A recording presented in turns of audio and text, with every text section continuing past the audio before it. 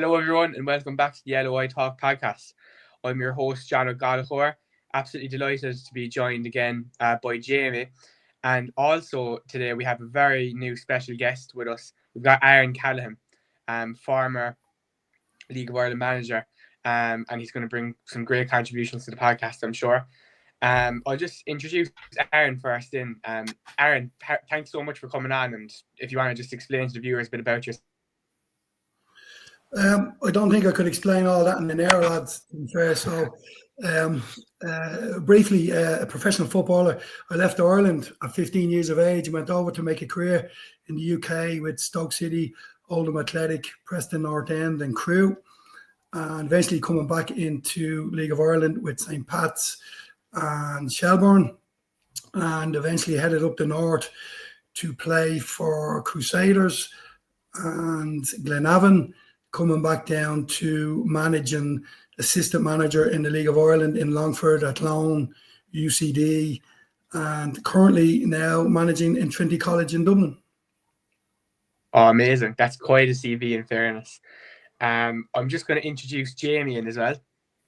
Jamie, thanks very much for joining us again. And how are we feeling this week ahead of the games? No bother, John. Thanks for having me on again. No worries at all. We'll get straight into it, so lads, with the review of the Premier Division games. So first off, we've got Cork City against Waterford. Obviously, I took a special interest in this game. Goals from Evan McLaughlin and Matthew Murray were the difference at Turner's Cross on Friday night as Cork City defeated Waterford 2-0 in the Munster Derby. Many still think it's too little too late for Cork City to mount a comeback from the relegation playoff spot. 3 defeats in the last 5 for Waterford. What has gone wrong for them? And also another goal from Matthew Murray. What a run of form he's having since coming into the side. So yeah, look, from my perspective, this was a really strong performance. There was actually an offside decision that was very controversial at the start of the game. I thought it was offside when I first saw it, but as I look back on it more, I think the ref actually got it wrong. I think Matthew Murray was onside for that goal. Now, in fairness, Waterford had a lot of chances. Conor Brand, again, with some really important saves. But I think on the overall balance of the game, Cork City were deserving of their win, maybe lucky not to concede a goal or two. But by the end, they could have scored 3, 4, 5. So, yeah, very happy with this from a Cork City perspective. But I think we do have to take the context in mind that it's Waterford are quite poor at the moment. They're struggling. So we can't get too ahead of ourselves. And it's a real test now, Finn Harrison and Shamrock Rovers. I'll just go to Aaron there first. Aaron, what did you make of this game yourself? Well, believe it or not, lads, I remember Waterford playing Cork in Waterford when there was a lot of anxiety and there was a lot of shouting and anger towards the Cork City players from the supporters. I remember watching that game on TV, and at that stage, I thought Cork were really, really, really in trouble. Like I couldn't see them couldn't see them winning another match or even drawing a match. And I remember reading the articles in the papers and the clips after that saying that, Cork were in a mess. But to be fair, they've knuckled down. They've got a few players in. I know they've lost a few players with the window that went by, but they've brought in a couple of young players. And they are reliant on young players within the area because, they don't have the money to compete with the other clubs. And they've got their act together, particularly in the last 3 or 4 matches. And that's what I've been looking at in the last 3 or 4. That might not be enough for them to avoid the relegation. I think the gap is probably just a little bit too big to the team ahead. But from their perspective, they can only go into a playoff situation with a first division club playing as well as they can. And any wins at that level, again, it doesn't matter who it's against. I know it was against their local rivals, which would have given them a huge bit of confidence and a boost going forward. Will only help the team going forward.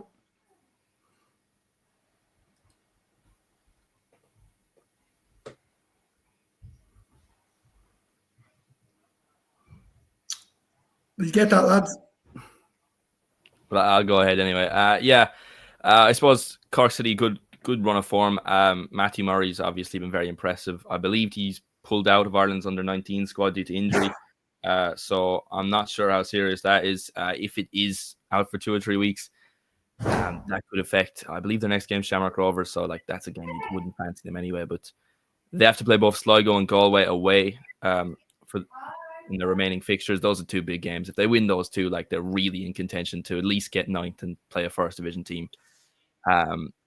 3 or 4 weeks ago, I honestly would have said not a hope. But like, there is still 7 games left. You get a good couple of results, you're definitely in the mix. Never say never, like. For sure. Look, obviously I'm a bit more pessimistic, but I hope that the Cork City players have that kind of belief that you have, because they have no hope otherwise, But to move on anyway, we've got Derry in the Brandywell at home to St. Patrick's Athletic. Disappointment for St. Pat's on Friday night at the Brandywell, as Stephen Kenny's side let a 2-0 lead slip thanks to goals from Mason Melia and Chris Forrester to come away with a 2-2 draw.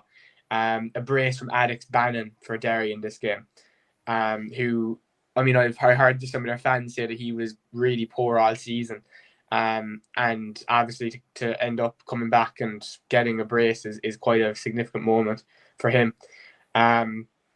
Is it a point gained or 2 points dropped for St. Pat's? And a question for the panel: how would you rate Stephen Kenny's season so far? Many had tipped Pats to be serious title contenders this season, and it just hasn't really happened for them. And then as for Derry, 10 points off Shamrock Rovers at the top. Off Shamrock Rovers at the top of the table. I presume it's just about securing the European places for them now. The title seems to be quite out of reach, So I'll go back to Aaron. Aaron, what did you make of this game? Did you, obviously a nice few goals and stuff. So, just really looking forward to hear your opinion here.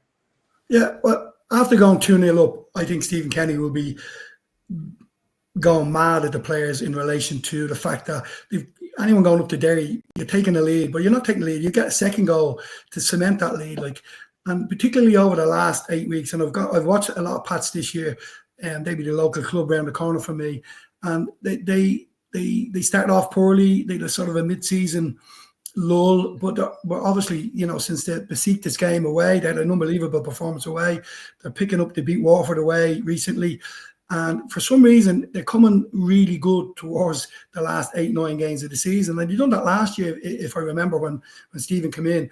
They were very hard to beat in those last games, and I just wonder what's going on in the middle of the season, that they're losing games or drawing games that didn't put them into any contention. But when you look at them in the table now, they're certainly in a strong position to make a European position. There's no doubt about that. But when you're leading 2-0 away and you're conceding from set pieces, and set pieces would always be the bugbear for me as a manager. Like, you've got organisational groups going on in the dressing room. Everybody has a man. When you make subs going onto the pitch, everybody's told who to mark, what player to mark, and then you have to defend that box with your life, basically. And to concede, set piece goals to get a team back in the game would be disappointing for Stephen. For sure. Jamie, what did you make of this one? Yeah, I had a stat ready for Wild Pats for 2-0 up that they hadn't won at the Brandywell since 2019. It would be their first win, and then of course they went and thrown away at the lead. So that meant nothing in the end. Again, though, at the same time, like, you would have expected them to win after Forrester's goal, but still the Brandywell is a tough place to go. Media's goal was incredible. Like, he keeps getting better and better. You expect Pats to finish the season strongly, like Stephen Kenny's sides often do that, with Dundalk especially. It's not been the season they would have wanted. They're nowhere near Rovers. They're not going to be anywhere near Rovers. But I think the focus will just be on getting that strong finish, getting a Europe place. And are they still in the cup? No. I think they beat Shells, no? Or I could be wrong. Or maybe Shells beat them. It's one of the two. No, they beat Shells, I think. So they're in the quarterfinals. Yeah. So like that would probably be the goal, and then I believe that gets Europa League not automatic qualification, but round 1, which would be huge in Europe next season. So that's probably the aim for the end of the season. Well, I thought Derry would have been sure closer. I thought Derry would have been closer to Shamrock Rovers this year. I think they invested a lot in their club this year, and in their team. Obviously, they brought in the new manager, Tiernan, from the north of Ireland. I expected a lot more from the Derry team. I know they've brought in a couple of new players, and it can be hard to integrate new players because communication goes in certain areas when they bring them in. But they've been disappointing. And they seem to be limping over the line to get a European spot rather than someone like Pats who are charging their way into it. Derry have always kind of, I feel like in at least the last 3 or 4 years, they've always sort of underperformed. You always feel like they should be closer. Like last season, they probably should have won the league. I felt like with the way Shells finished. New manager, a lot of new players. They started the season poorly. It's just, I would say they'll be back next season, you would think, but then you always say that about Derry. And the Brandywell traditionally, they're very for the size. For the size of the city and the club itself, they probably have been underperforming over the last few years, if we're being honest with ourselves. The next game, anyway, we have is Sligo Rovers 0, Bohemians 0. At the showgrounds, a goalless draw on Saturday night, which leaves Sligo Rovers now level on points with 8th place Galway United, who have a game in hand. Both sides had chances to win this one. And there was talk this week of Will Fitzgerald making the trip to the Netherlands to join Rhoda JC. Also with Lincoln City's pursuit of Josh Honohan. Our other European leagues starting to take proper notice of League of Ireland haven't for now. Sligo have been hard to beat over the last sort of 2 months, I would say, maybe even 3, after their really catastrophically poor start to the season. But they've really turned it around. I think if I don't want to be making this all about Cork City again, but if it wasn't such a quality team like Sligo, battling us, I'd maybe have more confidence that we could launch more of a challenge. But when Sligo have the quality they have, it just makes it look a lot harder, And obviously Bohemians are quite comfortably the second best team in the league this season. So, but look, a point at the showgrounds is never a terrible result anyway. Aaron, what did you make of this game yourself? Well, I thought the point was probably more beneficial to Bows because, Sligo playing home. I think when you're playing at home and you're down in those situations, you need to win your home games. They probably would have swapped the cup win against Bows a couple of weeks ago for the win at home to get themselves up that league because, the main issue for the club and the town and the supporters would be to stay in the Premier League because the Premier League, obviously being the strongest league in the country, I would think would be more important than having a cup run. And there's no guarantee that they're going to, I know they still have a chance in the cup. There's no guarantee they're going to win it. But I'd say if you asked anyone to a man, they'd prefer to stay in the league. So, getting wins at home is vital. It's hard enough to pick them up away from home when you're travelling to other clubs. And we mentioned Derry and 1 or 2 other clubs there. But, your home form is the form that will get you and keep you in the league. And maybe what we were saying there about Cork winning at home there the other day will obviously give them a little bit of confidence and a little bit of an appetite to make sure that every time they play home, they're hard to beat there. From Bo's perspective, those draws just keep them there and thereabouts in second. It doesn't push them away from any of the other clubs coming behind them. And I know obviously with Derry drawn and Pat's drawn obviously helped them out from that end of it. But there does seem to be a lot more draws over the last probably 6 or 7 weeks. A team to go out and win it and get that goal to win it at the end of a game can make a huge difference between staying in the league, getting into those playoffs, getting into Europe, because I still think Rovers are going to win the league either way. I can't see anyone catching them. So it's vital to win your home game. So they'll be disappointed, Sligo, in that end of it. But any time I've watched Sligo, and I've watched a few times this year when they were down in Dublin, they've looked a really good side. And, I, for one, I watched them on TV once and I couldn't believe that they were actually down where they were.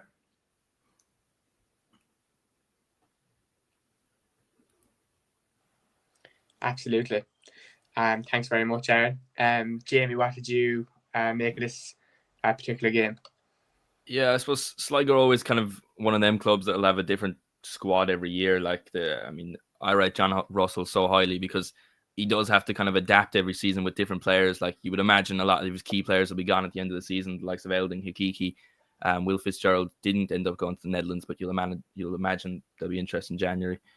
They typically finish strong. They do have Kerry FC next week in the quarterfinals. You would imagine they're heavy favourites for that. And then they're sort of in a similar position to Drogheda last season where they were in that playoff spot, but they're also having a good cup run. They have a good path to the final potentially. Like they could also get Finn Harps in the semi-final who play Cork City. So I see them staying up. Galway have gotten worse as the season's gone on. They started very good, but I think they've just they've gotten a lot worse. There's been pressure on Caulfield. Yeah, I see Sligo end up staying up. I think they're playing Galway in a couple of weeks' time. That'll be telling. Big Connacht derby. That'll be exciting. And Jamie, do you mind me asking? Yeah, really looking forward. Sorry, Jamie. Do you mind me asking? Why? How have Galway sort of, because they were top of the league and the top three in the first 6 or 7 games, and then they've had a sudden note. I know there's a bit of tragedy up there, but in terms of the performances on the pitch, they had some really, really good performances, and then obviously the death of Ollie, I know that didn't help because he was in the background, such a legend of the game and an unbelievable character, and may he rest in peace. But it's just sad to see Galway have dropped off their parade. They've been so disappointing, particularly in the last 10, 12 games. I suppose they lost Moses Dyer, who scored 10 goals for them. He was the top scorer when he left. He isn't anymore, I don't think. I think Amond has taken over. But last season, Galway were the best defensive team in the league, but they didn't score a lot of goals. This season, they haven't been as good defensively, and the reason they started so good this season is because they had Dyer, a goal scorer. So since really July, they haven't had that. And then that's kind of led to them not having the goals, but they're not as good of a defensive team as they were this time last year. So they're not picking up as many points. But they would have, they've got good investment up there. So they have the ability to go out and look for strikers or look for wide players, whatever it is they need, midfield players. They have the ability to go to the UK or to go to Europe, particularly with the investment that they have behind them. Yeah. I suppose it's kind of hard because Dyer was kind of this player. I don't think they got a lot back for Dyer. I think he had a release clause for quite low. So if you're trying to reinvest that money, I think they brought in players from the first division. So I think that was more of an investment again, like trying to make a profit from that. So I don't think they brought in any immediate players. I don't think they thought it would be this bad where they'd be in relegation contention. But it's not really worked out from them. Again, it's not like they're doomed. They still stand a chance. They're in with a fight. But at this moment in time, I'd favour Sligo over them. And when you bring young players in, particularly from the first division, you're bringing them into the Premiership. Most of them are coming up from a part-time situation into a full-time situation. So all of a sudden now you've got an overload on players. So managers are probably bringing them up in the first division and throwing them in for 90 minutes when you have to integrate them gradually, I suppose. So for want of a better word, you might put them on for the last 20 minutes, then you increase that into 30, 40, etc., etc. But at this stage of the season, to overload players coming in from that first division, it's very difficult, particularly when you're relying on results. Yeah, for sure. You're spot on, Aaron, to be fair, 100%. The last Premier Division game of the week we have to cover, lads, is Shamrock Rovers up against Drogheda United. Shamrock Rovers rounded off an amazing week with a 2-1 victory over Drogheda at Tata Stadium, thanks to 2 really nice goals from Matt Healy outside the box and Josh Honohan as well. Is it now safe to call Shamrock Rovers the champions of Ireland, with them being 9 points clear? Look, obviously nothing is mathematically done yet, but it's looking good for them. And as mentioned, a massive week for Shamrock Rovers and Shelbourne for the League of Ireland in general, with 2 sides qualifying for the Europa Conference League phase. Would you ever have thought we would see 2 League of Ireland sides qualify for a group stage of a European competition? So yeah, that's it. An incredible win for Rovers. I was really impressed by the 2 goals, they scored. But in fairness to Drogheda, they're not giving up either. They still give a good account of themselves as they always have this season. I'll just go to you there first, Aaron. Again, what did you make of this game? And I suppose Rovers and Drogheda's season so far in general. Well, Drogheda have been criticised, I suppose, for being so defensive and playing on the so-called counter-attack. So getting 11 men behind the ball and playing into channels when they win it, which is a ploy and a tactic that has worked for Kevin Doherty. They've done it really.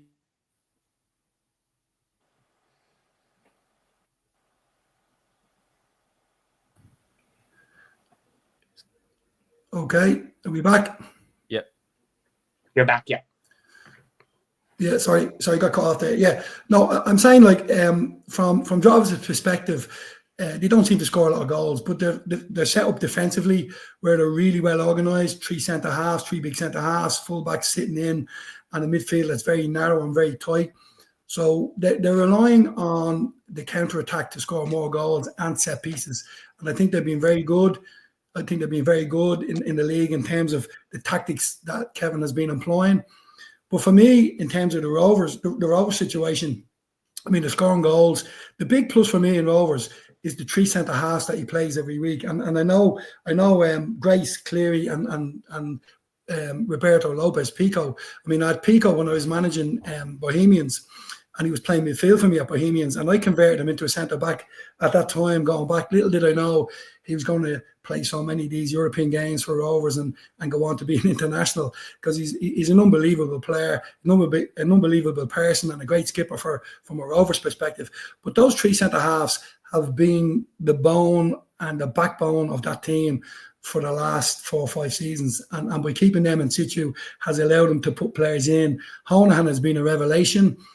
For a club like Shamrock Rovers to turn down, I think it was 650,000 to turn down an offer, is probably unheard of. A League of Ireland club turning down an offer of 650,000 for a player to leave and go to a club in the UK is something I never would have seen. I remember at Bowes, I sold Kevin Feely to Charlton, and I think the club got about 110,000, 115,000. And the budget for that year that I was in Bowes was 120,000. So we nearly got the budget back by selling one player. So that was a no-brainer. But it's great to see all these young players, Melia going to Tottenham, and not just Melia, Honan, and all the other players that you mentioned going across to other clubs or being noticed by other clubs. That's hugely beneficial for the clubs. And I think if the clubs do eventually sell them, and I think Honan will go, there's no doubt about that. He's an exceptional player, can play 4 or 5. I think he played centre half of Cork, and that's why they got him. They brought him in as a centre half initially, but he can play anywhere along that back 4 midfield. And I think what that's going to do is give more investment to a club like Rovers, who are now going to bring in better players. And then those better players coming in are going to make them stronger, but they're going to lose their best players, and their best players might filter down to a Shells or Drogheda or Dundalk or whatever it may be. So that's going to strengthen the league going forward, and enable those type of clubs to now start competing in Europe. And I for one would have been in a situation where I believe that we could have competed. We could get 2 teams in Europe, because I know the amount of hard work going on with every club, every manager, every committee, some of them are volunteers, a lot of them are volunteers. But the work going on in the scenes of Rovers and Drogheda and all the Premiership clubs, and indeed all the First Division clubs, is phenomenal. And people don't see that. They only see 90 minutes on a Saturday, Sunday, Friday, whenever the games are. They don't see the amount of work going on in the training ground. And having been there, being a player, coach, manager, the hard work and the effort and it is amazing to see. And for me, I was absolutely delighted watching the Linfield game and the Shelbourne game, and delighted for Rose to get through as well. It's only going to be brilliant for the league going forward, and for all the young players trying to come back into the league as well.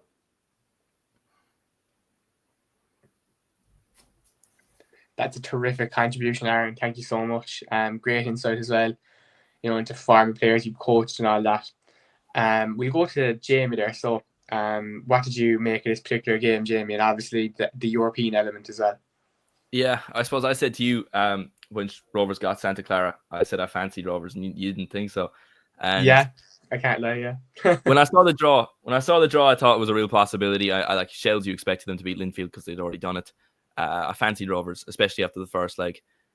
Great defensive performance. Ed McGinty had a really good save with about 15 minutes to go.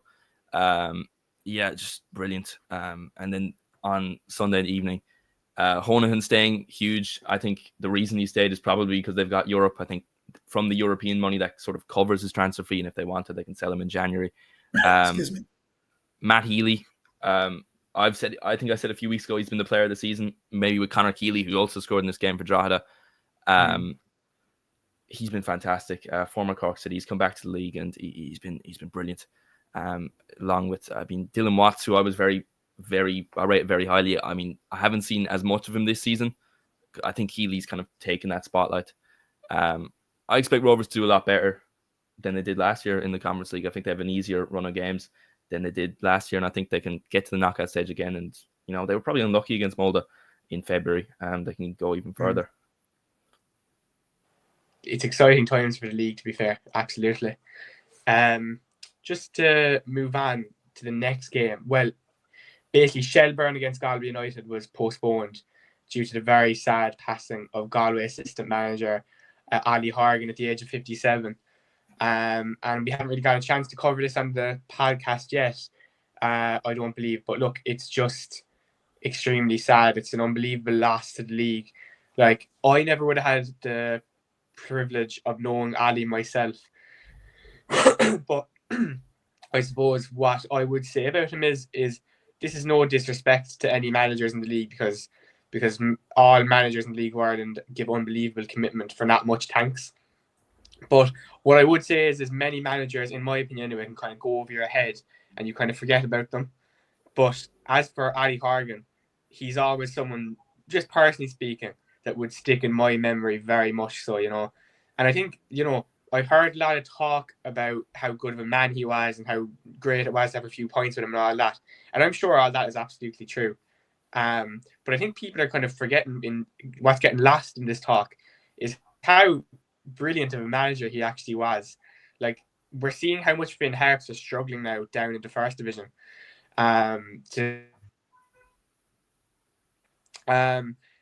Like, Ollie Horgan managed to keep them in the Premier Division for the guts of 9 years. Like, that's incredible stuff to me, So, obviously this game was postponed. It'll be replayed, but I think it's only right that we, remember him and pay tribute in some way. I just want to go to Aaron first. Aaron, as you're someone with huge experience and an incredible CV in the league. Would you have any stories or memories of Ollie by any chance that you might want to share with us? Loads of memories in terms of playing against his teams. And first of all, what a human being he was. This kid, he was just amazing. He was an amazing manager, first and foremost. And I think people forget that, how good he was tactically organising teams. And we played when I was at Longford, assistant manager Alan Matthews, and we played a lot of his teams. It was very, very hard to go up to Finn Harps and get any result. Like, it was a really difficult place, but it was also difficult because the amount of work that man put in. I think I'd love to know who his mechanic was, and I tell you why. Because the mileage he put in going to watch games in Dublin, I see him in Dublin every second game. He'd be down at Chelsea, he'd be down at Rovers, he'd be down at Pats. He'd just turn up. He wouldn't even talk to anyone. He'd have his cap on and he'd slide in somewhere, and he'd be looking to see how he was going to play against that opposition the week later. That car travelled everywhere. He was down in Cork. He was down in Kerry. Well, Kerry weren't there at that time, but down in Cork and Waterford and Wexford, all the clubs are around, like down the Midlands. I never seen a man to put so much preparation into a match like Ollie did. But he was just such a good tactician. It was very, and the reason he done so well and kept Finn Harps up for so long was because of the amount of work he done in the background. So I'm not saying we all don't do that, because we do, but nobody travelled. I mean, particularly from Finn Harps. It's okay for us. I can pop over to Shamrock Rovers in 15 minutes. I can pop down to St. Pat's in 10 minutes. I can pop across the Bows in 15 minutes. I can pop down to the Midlands. Anywhere I go really is an hour's drive. This man was out on all evenings, weekends, and he was travelling 4, 5, 6 hours going down to wherever he had to go, whatever club he had to go and see, or team he had to watch, to prepare his team for that game the following week or 2 weeks later was absolutely phenomenal. And I had many a cup of tea with him, I had many a pint with him at the Player of the Year dues and the management dues. And he was just a funny guy, and he was a regular guy, and he loved talking to the fans. He loved talking football, and like myself, he could stay in a podcast for 4 hours, never mind 1 hour. And we're going to miss anyone that dies from the league or but we're going to miss him. And as I said to you, condolences to his family, and may he rest in peace. What a legend of the game, and I hope people will talk about him in the next 20 years.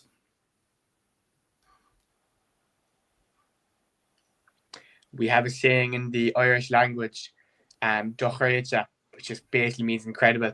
And I think that is a fitting word for your description of Ali there. Aaron, thank you so much. Jamie, I'd just like to give you the opportunity, to give your bit of insight as well into I suppose Ali Horgan. Yeah, again, I didn't know him, but from the outside looking in, he just seemed like a character. Obviously the stuff with Finn Harps was incredible. Like you said, you look what's going on there now. They're at the bottom they're close to the bottom of the first division. What he did, fantastic. And even in recent years with Galway, part of what you could just say was the best first division side ever. How well they did was 2023 is the year they came up. Last year was good as well. He's just a football man. Big loss for the league. And may he rest in peace. Well said, absolutely. Right, on that note, we'll move on to the first division. Just nice and briefly, I'm just going to call out the results, and I'll get your insight then, lads. So, we have Finn Harps 1, Treaty United 0, Dundalk 3, Kerry FC 3, UCD 3, Bray Wanderers 2, Athlone Town 0, Crewe Ramblers 3, Longford Town 2, Wexford 2. And just a little summary, another loss for Treaty United as Finn Harps make up crucial ground in the race for the playoffs. Where has it gone wrong for Treaty United in the second half of the season? Game of the weekend was at Oriel Park as Kerry FC came away with a well-deserved point against league leaders Dundalk. How would you rate Kerry FC's season to date? UCD picking up a crucial 3 points over Bray at the UCD Bowl as they look to cement their playoff place. Is it just about avoiding injuries and being ready for the playoffs for Bray? Thoughts on the Bray takeover by this USA consortium? Cove Ramblers took full advantage of Dundalk's slip-up with a 3-0 win away to Athlone Town. Is it still possible the Cove can be league champions? And finally, a really entertaining game at Bishopsgate on Saturday evening as Longford Town and Wexford played out a 2-2 draw. Aaron, do you want to give a bit of insight into the first division? I know you said to us at fair you're more into the Premier Division, but if anything at all, it doesn't have to be too long or anything. It's the one thing I noticed about it, obviously with Dundalk coming down and they kept a few players and they brought in a couple of young players. I think themselves and Cove are going to battle it out to see who's going to win that championship. The one good thing I liked about the format of the first division is that you're not out of it if you're in 5th position or 6th position. You're still fighting for a playoff place. So the beauty about that first division format is, you're not out of the league by after 10 games or so. So there's a lot of teams in the middle part of the league still fighting to get that extra sort of playoff position, for want of a better word. But it's one of the leagues I've always found it's very hard to predict the result. And the results say with Dundalk and Kerry. I know Dundalk have been seeing a lot of late goals, I thought, recently. But for Kerry to go up there and travel up that far, second or third year in the league, it's actually a great result for them. Particularly, I would have thought Bray would have been a lot stronger, particularly being sort of in and around Dublin, and he would have had a pick of players coming in from Rovers and Shells and people like that. He would have more of an opportunity to get those type of players. And UCD are always very good. I mean, in the college football where I'm coaching with Trinity, we played UCD last year in the Collingwood, and they had some unbelievable kids. They were by far for me the best side in the Collingwood. They didn't win it, but for year after year they win that Collingwood because they have such a good bunch of young players and they bring them in all together. And I would have thought that they would have been challenging more Dundalk like Bray this year. And I know Wexford got a new manager from that end of it, so I would give them a year for him to settle in. And Athlone, I don't know what's happening with Athlone, because I thought last year they were in and around the area. They were at the top end of the league. They were pushing to get a playoff, and all of a sudden they've gone back down again. So, the takeover in Bray, I've just read it, believe it or not, I've just read it the last couple of days. I wasn't aware of it till I read it. I didn't know it was a USA consortium, and it'll be interesting to see what news is going to come out of Bray into what type of investment they're going to put in there. One of the big investments for me, from my perspective, is have they a training ground. That's going to be very big for them, for sure. Yeah. Thanks very much, Aaron. Jamie, I'm sure you were absolutely delighted with that Kerry FC result. To go away to Dundalk is very impressive, and grab a point. What was your overall thoughts in this first division match week? Yeah, I made the 4.5-hour journey up to Dundalk, and we actually got a result. We led 3 times in the game, and Dundalk got us back each time quite quickly with the second and third goal as well. A good result, all things considered. I don't think we've lost in our last 4. We have the cup game next week against Sligo Rovers. That'll be exciting. We have Cove at home Friday night. It's a good time. I think Colin Healy, it wasn't a great start to his time. He came in May, won the first couple of games, and then it just kind of went bad there for 2 months. But last couple of weeks, you've kind of really seen his style of play being implemented. Like Kerry are keeping the ball better. Before the start of the year, it was more long, direct. Now we're keeping the ball, we're breaking teams down, and we're looking a lot better. Other results, Cove could catch Dundalk. They're slipping up a little bit. Cove obviously played Dundalk last game of the season. That'll be very interesting. So all they really need to do is get within, you would say, 2 points, because Dundalk have quite a superior goal difference after beating Treaty 7-0 a few weeks ago. But, if things keep going that way, there could be a possibility. I think it's 5 points the difference currently, so it's only a couple of draws or a loss. A loss would bring that deficit to 2, provided Cove win. Other games, Longford, Wexford. Yeah, Wexford are a better team than that, what they've been this season. But they've had a lot of injuries. Bray, UCD, poor result for Bray, good result for UCD. They're both kind of at the same level. Bray have probably had the better season, but they're both kind of have that playoff spot secured. Finn Harps versus Treaty. I watched that game back yesterday, and Treaty should have won the game. Finn Harps only had 2 or 3 chances, and the goal they scored, the keeper probably should have saved. Treaty had a lot of chances they should have won. Lee Devitt, who scored 14 goals in the first division this season, hasn't scored since July 4th. So that's probably the reason their results have kind of gone down. I spoke to Tommy Barrett earlier, and that will be in this podcast. And he was kind of saying, they probably deserve more than they've got, but that's just kind of what the first division is. Anyone can beat anyone.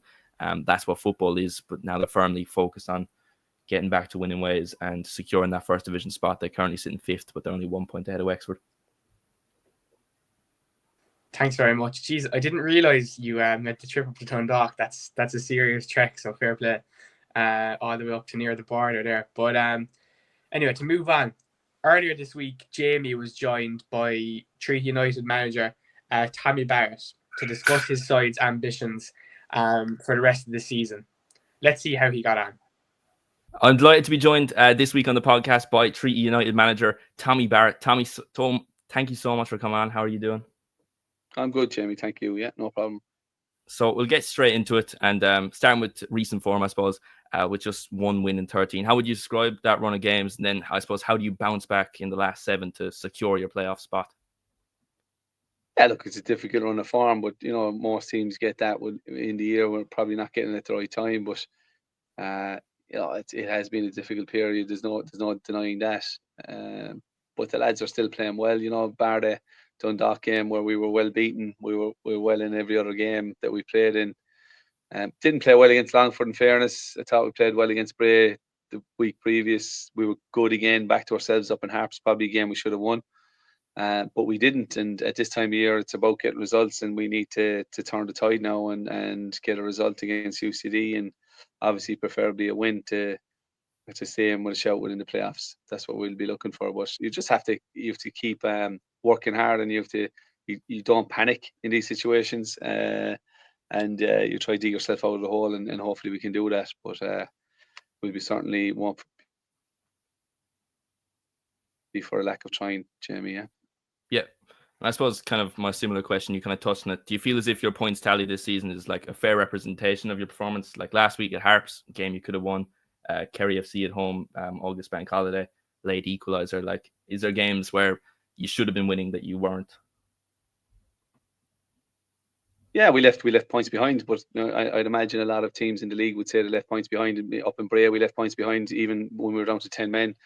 At Athlone, we didn't start well. We came back and drew 2-2. We should have won that game. I felt Cove at the start of the season. We lost 3-2, and once again we were 2-0 up. We should have won. So there's definitely is games where we've left points behind. Certainly, 7 to 10 points where we should have won, and decision making and has cost us at times, and not seeing out games and game management has certainly cost us at times in games, particularly conceding late goals, and that's hard to swallow. But you know, I'm sure it happens most teams, you know, but maybe to the, you know, we got to worry about ourselves, and to the extent it has happened to us, we probably should be further ahead. There's no doubt about that.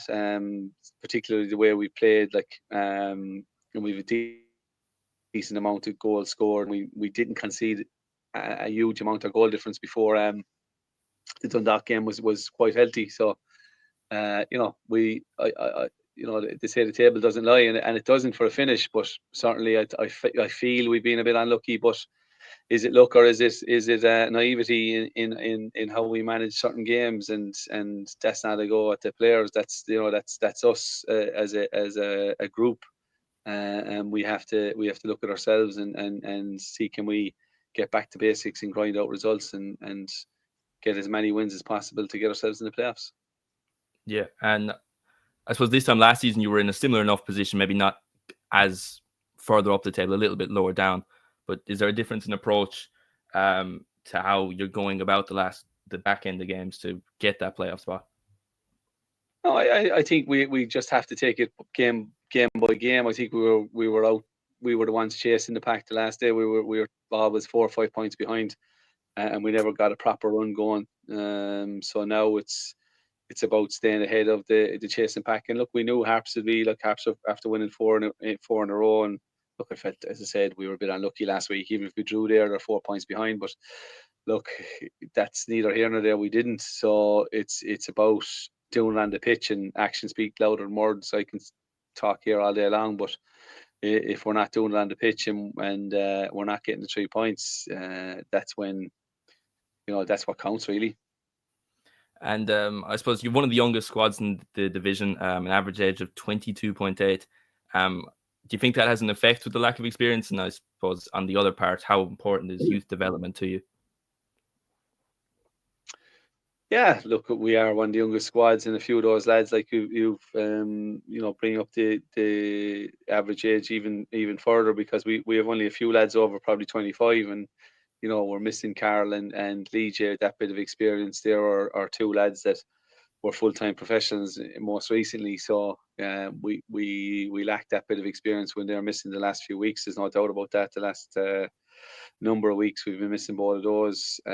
Walsh, he's the other experienced player, Mark Walsh, in the team, and you know, he's a good leader and a good lad, but you know, it's difficult at times when you're trying to develop leaders, and you're especially when you're in a difficult run, and when you're a younger group, it can affect you, and that's up to us, the staff, to get them back up. And you know, in fairness, I think, you know, they showed that bit of bounce back against Harps, even though we lost, and we're hoping that the energy levels and the confidence they can take confidence and good energy from the performance. Look, UCD as we know, will be really difficult. They're scoring a lot of goals lately, and they're winning games, so it will be difficult, but we've beaten them once at home and we drew twice away, so well, we'll go in as confident as we can be. Yeah. I suppose on the subject of development, you know, to where you developed as a manager with Limerick FC, there's been rumours of them potentially returning in the third division. How would you feel about that? I suppose a Limerick derby, do you think that's something good for Limerick football? Yeah, just go back on the development. I know I didn't answer that question earlier, maybe about the players, but like, yeah, I would consider myself a developer of players, of young players, and you know, I brought through a lot of young players over the many years that I'm coaching and managing now, and there's a lot of them playing full time around the league. And you know, we have, even in our current squad, we have a lot of lads that came through the academy and they've done well. You know, considering you know, where they've come from in their clubs and our own development structure. So you know, they're doing really well. The lads in it, they're good lads. But a lot of times it's just giving lads an opportunity and a chance, and them taking it, and that's what they've done. So. But on the Limerick question, yeah, look, that's not up to me. Like any club would be, I think the expansion of the league would be welcome by any club. I'd welcome any club that is run properly, and you know, they bring something to the table. So it's important that we have well-run clubs in the league, and we develop the league, and we develop an infrastructure, and we develop an industry throughout Ireland in a pyramid system. So it's important that we get well-run clubs into the league. And I suppose Tree have gone through a transition themselves in, I suppose, late 2023 with the takeover, going from amateur to semi-professional, and talks of a potential step up further on from that, going to full-time. How was managing that change in late 2023, early 2024? And then how big of a step up would then being full-time? Yeah, look, in the past we've had lads that, like as you said, were all amateur primarily. Yeah, most of them were. There might have been one or two that we had part-time pro, but the majority were amateur. And the last year we certainly have professionalised it in terms of extra training, strength and conditioning, increased budget. We have a couple of houses now that lads stay in, and it's kind of gone from lads who are full-time working college and part-time football to primarily full-time. We have a lot of lads that are they're either in college and playing full-time, or they're working part-time and playing full-time. We've a few lads working full-time all right still, but we're certainly heading in a direction where we're aiming as a club to have a full-time team in the next coming years for sure. And then I suppose back onto short term, seven games to go, 4 at home, and probably most importantly away to Wexford, last game of the season, just 1 point behind you. Is it about looking at other teams' results right now and keeping an eye on who's behind you, who's ahead of you, or is it just purely focus on UCD on Friday? Yeah, it's you have to focus on what's in front of you. There's no point in looking around. Anything can happen in those 7 games, but it's about getting results. It's about not losing games, winning 4 out of them, 3 or 4 out of those games, particularly the home games, going to try to win them and beating the teams around you. And we've got to do that, and we know we have to do it. So we're focused on UCD. Can we beat them? Of course we can. Will it be difficult? Yes, it will. But it's important that we put the energy into try to beat UCD this weekend and concentrate solely on that. Yeah. And one of your key players this season, Lee Devitt, been very important for your team in particular. 14 goals this season. How important is it to have a goal threat like that at your disposal? Yeah, it's great. He hasn't scored in a while now, so we're and in fairness, there was a lot of expectation for him to score, and he's not a striker. Even though I played him up front at times this year, I played him up wide and I played him in the middle in attacking central position. So he's a very good utility player, and he works his socks off, and we know the quality he possesses, and for him to get 14 goals in a season is a fantastic achievement. And he got 7 or 8 stitches last week up in Harps, and he's a real good lad, and he's a real barrier for the team. So when he's out as well, now he hasn't been out much this year, but I just like to see other lads stepping up now and finding the back of the net, because as I said, Lee hasn't scored in a while, so it's up to other lads now to step up and seeking to emulate him. Yeah, July 4th since his last goal. Is it very important for him to get back to goal scoring ways to really ensure that playoff spot? In the last couple of games. Well, as I said, look, he's done his bit now, so it'd be great if he did. It'd be fantastic, but it's difficult for Lee, in the sense that, he's been probably marked extra closely now, and he's a threat, and people know that, so there's an extra eye on him. So it's important. Look, I'd be disappointed in we haven't scored enough from set pieces, or we got to spread it around the pitch, and some of the midfielders, the strikers that we got in, Patrick Ferry has done well. He's had a good start, and maybe can he continue and finish a few chances. And Mark Burns back in around the team. You have goal scoring threats. There should be. If I'm a centre back, I'm wanting to score from a set piece. So other lads have to step up as well. It can't be just down to Lee. Yeah, and then singling out another player in particular that's impressed me, Robbie Lynch. He's definitely one of the most talented young defenders in the division. How highly do you rate him? I suppose you've seen him grow as a footballer. You handed him his debut last year. How good is Robbie Lynch? How far is the ceiling? Yeah, it could have been even the year before I gave him a debut. I can't remember now, but look, Robbie's he's a really good player. He's a really good centre back. He's an old head on young shoulders. Again, probably. As a young centre back, has probably made plenty of mistakes this year, and but overall, from his he's from where he's come from in 2 years. He's shown a lot of experience for his tender years, and he's a really good asset for us to have. And I think he can have a professional career and a full time career in the coming years. There's no doubt about it, because of his attitude and application, and his ability, especially his defensive capabilities. We're still working with Robbie on what he can do better. On the ball, and getting him powered up and quicker and stuff like that. The small nuances you probably wouldn't see, because his game management is very good, but there's certainly improvements in that he can make, which will make him a better player, and we're working on those all the time. And that's what all the players we have, particularly because it's a young group. We're trying to max them and max their potential with their athletic development and their technical and mental develop as well. So yeah, we're on a constant mission to try and improve them as players. And with such a young group, how important is it to have leaders in the dressing room? Yeah, it is important. Of course it is. Yeah, and then we're trying to create new leaders then as well. So it is very important, and it's probably something that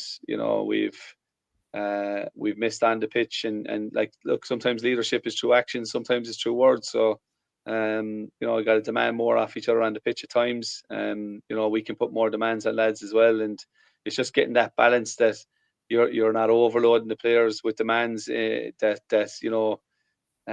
getting that balance between the carrot and the stick, really, and that's management in general. And so that's important as well, that we as I said, we don't panic here now, and we're not hammering each other. So it's so important that we keep focused on UCD, and we encourage the lads to be the best that they can be. Perfect. And looking at UCD on Friday, is there a real determination within the squad to just end this rut of form and get back to winning ways? Yeah, of course there is, Jamie, but it's easier said than done. It's certainly difficult to win a game in the First Division League of Ireland for any team, and particularly, we found it difficult throughout the season to put a run of form together. So we're just solely concentrating on UCD and the importance of getting a victory, and getting back, as I said, getting back to basics. We've a difficult run coming up, but we certainly want to be getting a victory on Friday night. But I'm sure UCD will have something to say about that. But I'm sure it'll be an entertaining game. There's been some good battles over the last 3 games, and we hope to hit the ground running on Friday night. Is there a psychological advantage going into teams like UCD who you've already beaten this season? Like, is there a difference against teams that you haven't? Yeah, I Dundalk the only team that we haven't beaten. We haven't beaten Wexford, and I think we haven't beat Dundalk. So and we're finished with Dundalk. I think we've beaten everyone else. So yeah, we haven't many. So I don't think that comes into account. I think it's on the day. We're probably a bit unlucky to not to beat Dundalk away at home, maybe in the first one, and away in one of them as well. And Wexford, we certainly should have beat them twice at home, I felt, and they beat us once and drew. But again, that doesn't matter now. You got to be clinical, and you got to punish teams when you have momentum, and that's the key as well. You got to, every game takes momentum of its own, and if you score the first goal and you have a good 15 minutes, or a decision goes your way or goes against you, that could swing it either way. So it's important we get momentum on Friday night, and we turn the screw if we're able to. So that's the most important thing, I think. Yeah, and then last question for me. You've obviously shown a lot of commitment for Treaty the club. You've been there so long. Do you view the long-term project? What are you hoping to achieve with the club, I suppose, is the main question. Well, I suppose, look, when I came in, it was about, from day one, it was building the club, as much as a football team. And I know people probably don't like to hear that, but the reality is, and people are looking for results, and I get that, and they're looking to be in the Premier Division and in Europe, and I think, we're a bit off that, but I think, we've secured the Markets Field now. There's a long-term lease in the Markets Field. We're looking to secure a long-term training facilities, and that's our next goal whilst being competitive on the pitch. And I think if we get that in the next year, hopefully, that we can kick on then and maybe put more resources into the first team and have a right go at the first division and then get into the Premier Division, and then long term, obviously, incrementally you're increasing your budget and getting into the likes of Europe and into competing in there. But look, I mightn't be the manager at that stage, but certainly I'd like to be involved in some way because I'm certainly passionate about, and we call it a project, inverted commas. I know people don't like that word, but essentially it is. We said we'd build a club. There was no club 5 or 6 years ago, and for 80 years we had no real home. Certainly for 40 since we left the Markets Field, it was a bit nomadic, and now, once we don't own the Markets Field, it's as good as ours with a long-term lease. So that's very, very important for the club, who had nothing in the last 40 years, and we have now. And we've no financial difficulties. We're moving along nicely at a good rate and an even keel, and we're building on and off the pitch, and that's the most important thing that we can do. Yeah, look, people might say, well, your first 2 years you got to the playoffs, but like with little or no budget. But we've coming out of COVID. We got lucky with a few players that we got, and the bonded and gelled well together. And other teams have kicked on, and I think we have too, in fairness. But the standards have gone up, and the level of income and expenditure has gone up a lot as well. And as I said, we're certainly not. The board are certainly, I believe, going about it the right way, and getting the club built first before to move on to the heavily invest in more so in the first team men's.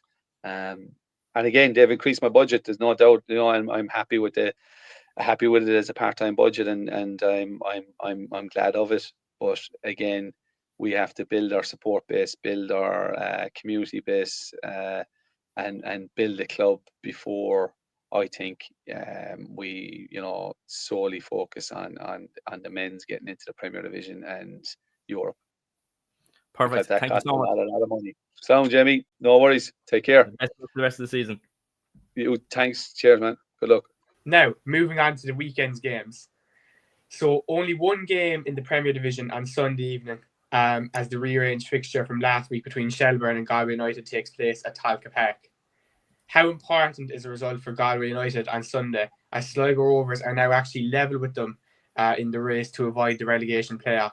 Yeah, this is actually a really exciting one for me. Shelbourne are obviously in good form, good spirits at the moment.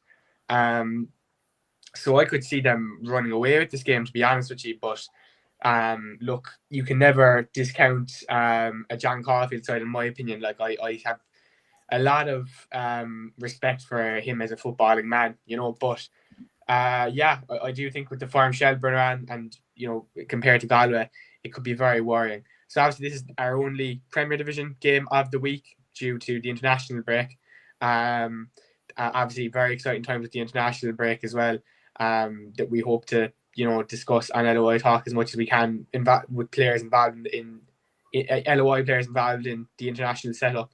But yeah, we'll go to Aaron there first. So Aaron, how do you see this game going? Shelbourne up against Galway. Yeah, I had a lot of with John Caulfield over the years, playing for Shelbourne myself way back, and I used to dish it out to him, and he'd give it back to me. And he was only a little small fella at the time, but he was a tough nut to crack. He was a super lad, and he's been a super manager. And he's done wonders whatever club he's at. It's going to be very, very difficult to get a result at Shelbourne, and one of the reasons I think why is that number one, Galway aren't scoring a lot of goals, but the performance that I watched Shelbourne play, I watched the performance on TV, the Linfield game, and I thought it was Shelbourne's best performance of the season. I thought on the night to go up to Linfield and play and dominate the game like they did, score 2 early goals. Wood's goal was unbelievable. Ball from midfield and he coming on the end of it.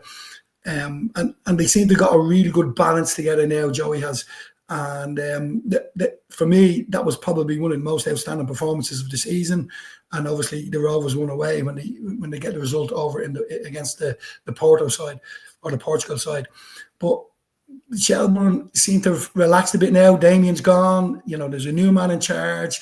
It's not too dissimilar what they were doing under Damien, and they know each other. They've brought in one or two astute players in positions that they needed to fix, and they looked a really, really good side. JJ Lundy in the middle of the park was outstanding up in Belfast, and I just can't see Galway getting a result in this match. And that's not to say I can't get a result, because I still have the scars from some of John's tackles, and I know he's going to set the team up and be really, really hard to beat. But the fact that they're not scoring a lot of goals is a real downer for me. The fact that, if you're in a situation like that, you got to really take chances. You got to get more offensive. You got to get more attacking strategies into your team.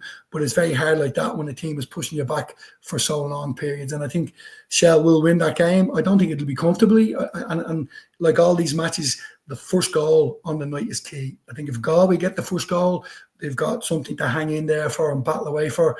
But I think if Shell score first, it could be a long night. For sure. Thanks very much, Aaron. Jamie, how do you see this one going now? The only Premier Division of the week, game of the week. Yeah, I suppose you can excuse a poor Galway performance considering the circumstances. So, it's kind of hard to say. And Shells are obviously coming off this high of qualifying for Europe. Confidence will be very high. And they kind of need to win to sort of stay in the race for Europe. I know they have 2 games in hand, but they currently sit 6th, 3 points behind 5th place Drogheda. They have 2 games in hand on all the teams above them except Shamrock Rovers.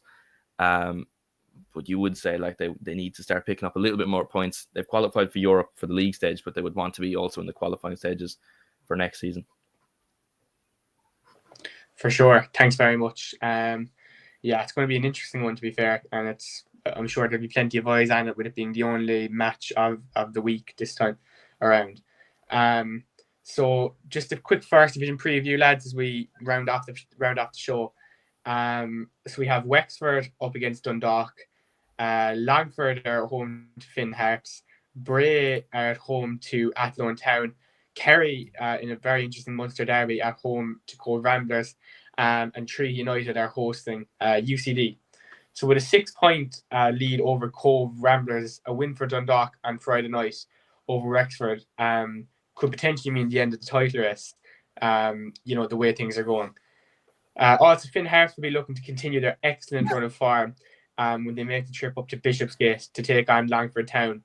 As the race for the final playoff heats up, would you have Finn Harps as favourites to get it the way it's going at the moment? Bray, who are all but secured of their top spot in the playoffs, welcome Athlone Town to the Carlisle grounds. Where has it gone wrong for Athlone Town this season? A Munster derby at Mount Hawk Park between Kerry FC and Crewe Ramblers. And then the final game of the weekend sees Treaty United welcome UCD to Marketsfield. 1 win in 13 for the Limerick side. Is there pressure on them this weekend to keep their playoff hopes alive? Very interesting set of first division games here, to be fair. I think the one I'd have my eye on is probably Kerry up against Cove. With the way those two teams ran form at the moment, I think it could be interesting. And we have seen some good battles between Kerry and Cove this season, you know what I mean? So I see it being a very interesting match week for sure. Aaron, do you have any particular thoughts going into this first division match week? Well, like I said before, I watched the Wexford and Cove game on League of Ireland TV a few weeks back down in Coleman's Park, and the Cove team, I think, went out 3-0, easy winners on the night. They seem to play very direct. They seem to play. They do play 3-5-2, and they've adapted to 3-5-2 in certain games that I've seen them playing. And I know the manager very well. From Northern Ireland. I think he was up at Glentoran, the last club he was at, and I'd done a few coaching courses with him from when I was up at Crusaders. So they're well set out tactically. They're very, very clever, and they are threat from set pieces. And it was interesting to see when he went into Cove, I sort of singled him out. I knew that he'd actually do well. I didn't think he'd do this well. I didn't think they'd be up there challenging. I thought they'd have been in a playoff place, not an issue with it. But I think they'll win at the weekend. I think they've had a really, really good season. They're punching above their weight in the so-called first division. I still think Dundalk have have the players, for want of the fact that they've had a little bit more experience in the Premiership. I know Wardy very well, and I spoke to Wardy a few weeks back in relation to the running that they have. They're confident that they're going to win it, but it's like everything else. Results will dictate who go up. So I don't see those top two changing. I think Dundalk will get over the line, and I think Finn Harps will finish second. But Finn Harps will be a tough gig in the playoff, whoever gets them.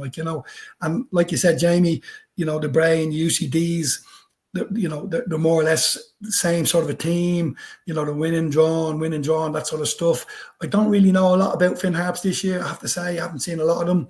And Treaty, I haven't seen a lot of them. And I know from all the pressure will be off the Kerry team, because obviously they're new into the league. Probably was it third year now? Is it third?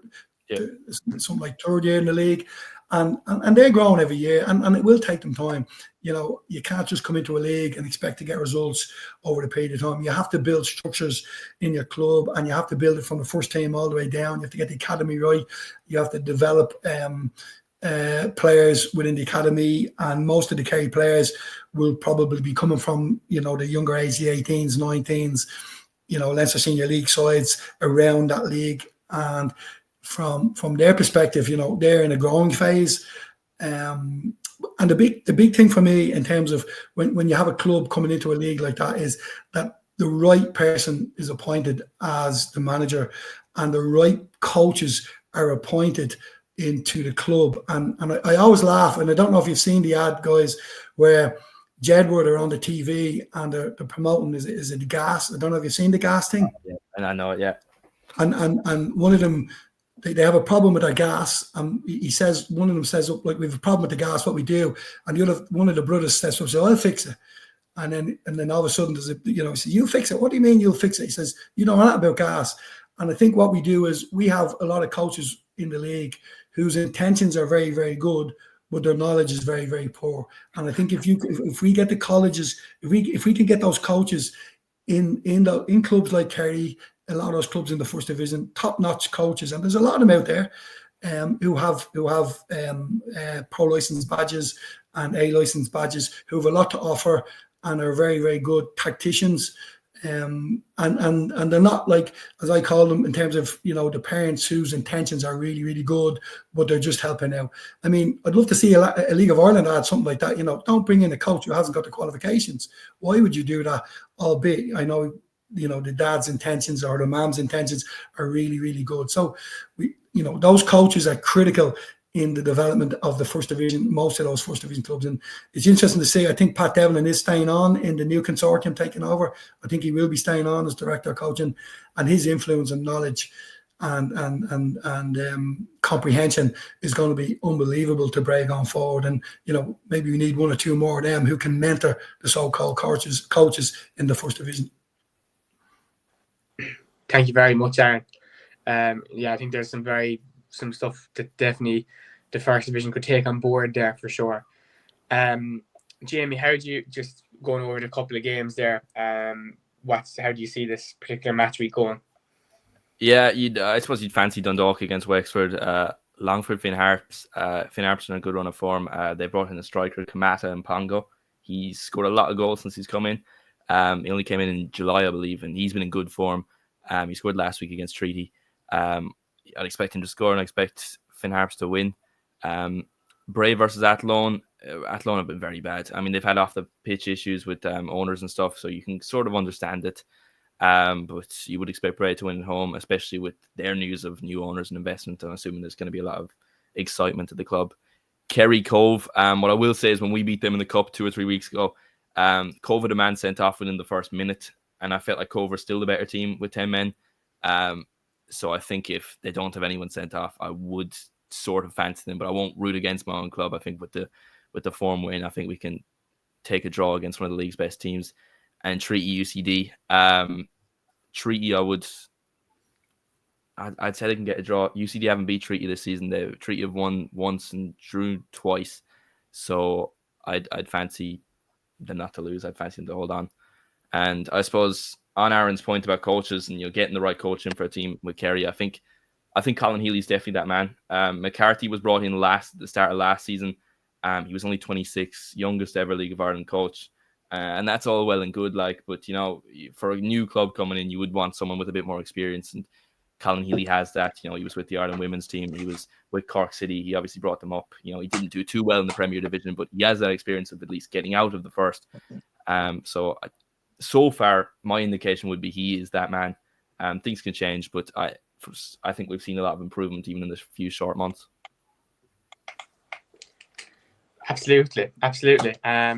With that, kind of brings us to the end of the episode, lads. Some really insightful contributions there, and we hope to have Aaron on even more in the future, hopefully. So Aaron, thank you so much for coming on. It's been really insightful to hear from a proper fella with a good CV in this league, so thank you. Thanks, lads, really enjoyed it. Yeah, keep it going. Glad to hear. Hope to see you at a match soon. Stage Jamie is very much. Can I ask one question, Aaron? Well, look, go ahead, Jamie. There's been rumours UCC have applied for the third division. Can you say anything on Treaty? Has that been? It's not Treaty, Trinity. Well, not Trinity haven't applied for anything. We don't have the infrastructure in relation to. Now, we do have a pitch that we use in the middle of Trinity College. But during the summer months, it's cricket takes over, so we're sort of abandoned out of that. Now we do have a complex down in St James's Gate, and it's mostly used for Gaelic football. But down the line, I think they're looking at that complex turning into a multifunctional sports venue, a little bit like UCC. I don't think they're in a position at the moment to have a third league, and I don't think the FAI, to be fair to them, want another Dublin side as well. And I was part of the consortium when we were looking at getting Dublin City into the league, and we were going to, with the American consortium coming over, I was going to manage that club, Dublin City, and we were going to play out in Santry. And that was pulled at the last minute. And the reason I think that was pulled at the last minute wasn't to do with finances, because all the finances were in place. Everything was agreed and signed off on. And I just think it was another Dublin club. And I think we have, we've enough Dublin clubs, to be fair. We need to open this out. We need to open football out into other areas. And I think Royal Mead or Mead have made an application. I think I've seen, and I'd welcome someone like Mead coming in, even though they're probably only about 40 minutes. Navan's only down the road from us. Trim's only down the road from us. But it'd be nice to see a club putting an application together that maybe aren't from Dublin. But hopefully not Finn Harps away. Sometimes these 4-hour trips and 5-hour trips down to Kerry and Cork, they don't suit the Dublin lads as much. But I was delighted to see a Kerry team in it. I didn't think I'd ever see it because of the fact GAA is so strong down there. And Finn Harps has obviously been around for years, and long may they continue. And outside of that, Waterford, Wexford. We don't have a team in Tip, so I don't even know if there's any news from a team in Tip going in. And there has been talk about Maynooth Town. Maynooth Town have a very, very strong college football program going on at the moment.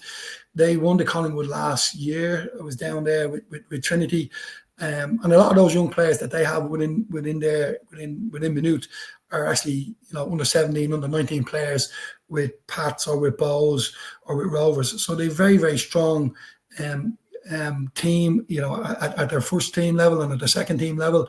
But I think they've made an application as well. So it's going to be interesting to see what parameters the FAI are going to put in place to actually see, what infrastructure is needed, what's the finance needed.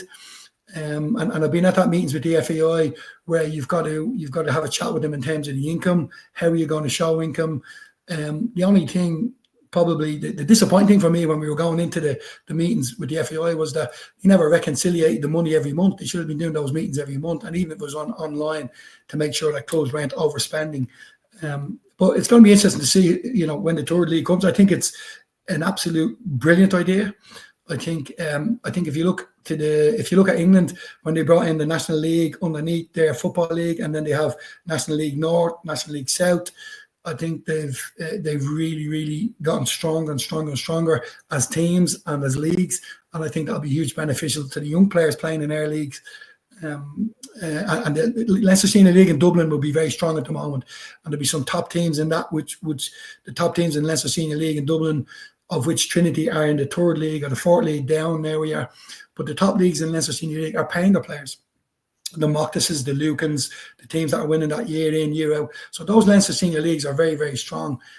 So we don't need another Dublin team. We probably need, provincial side, a team that's going to come up and hopefully, develop the game in a region where we can get more football played.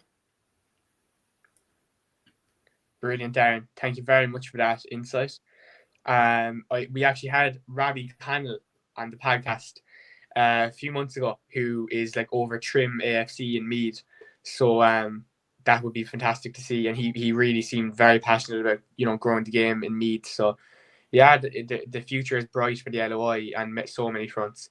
But just rounding off, Jamie, thanks a million for coming on. You're more than a regular at this stage of this podcast, definitely a patron of it, so fair play to you. And we'll end it off there. So thanks everyone for watching, and we'll be back again next week, next Wednesday hopefully. So or Thursday, I should say. Thank you guys, and see you all soon.